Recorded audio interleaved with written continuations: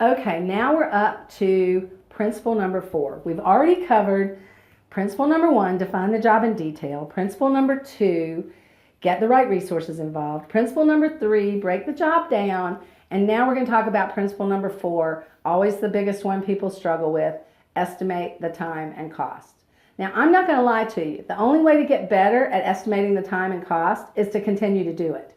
And also to measure how much time and cost is taking you on each section of the project and use that to improve your estimating for the next project. That's the biggest thing. But I will give you this one really helpful tip that I use to make sure that I get paid for the discovery phase is I don't give an estimate of a specific amount in the proposal. I use a range. I use a 2-step proposal process. The first step is to put out the proposal. I estimate a range of time and a range of costs, and then I have the client agree to that. So we're locked in terms of a contract. But once we do the scope of work, once we do the full scope of work, I should say, in the statement of work, where we get all the pieces and parts, the site map and the content and the number of pages and the number of business functions and all of that ironed out. As we learn new things during that process, which always happens, then I estimate again at the statement of work. And if that estimate exceeds the range that I quoted in the proposal, the client has the right to cancel the project. But because I got a deposit with the proposal that covers my doing the discovery part, I'm always paid for that process. And then if the client decides to cancel at that point, which they rarely do, even if you go over, they usually understand why, because we discovered these new requirements. But if they ever do cancel, you just hand them the statement of work and let them take it to somebody else to implement. But you got paid for it. That's the main thing. And then you can move on to the next client.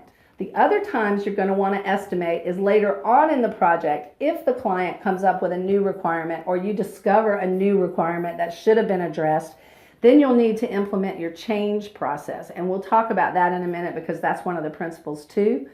But that's another time that you would then re-estimate how much time and effort it's going to take you to complete that.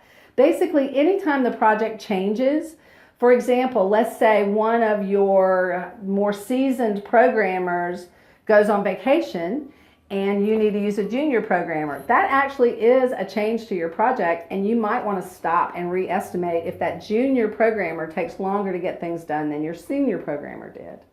So that's just an example of times when you want to re-estimate. The biggest mistake that I see WordPress practitioners making when it comes to estimating the time and cost is that they try to do an estimate early on in the project one time.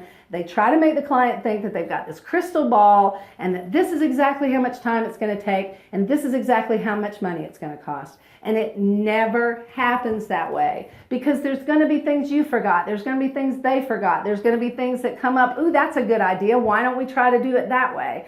Those things are going to happen. So it's better to acknowledge that with the client on the very front end, convince them that you have a way to manage that, it's going to put them in control and not going to send the project cost way off the charts. So that's principle number 2, estimate the time and cost. Basically, you're going to get better with experience. You need to acknowledge change on the front end. And you need to not get too precise in your estimate till you've gone all the way through the discovery process. Now, I've set that up as a 2-step process.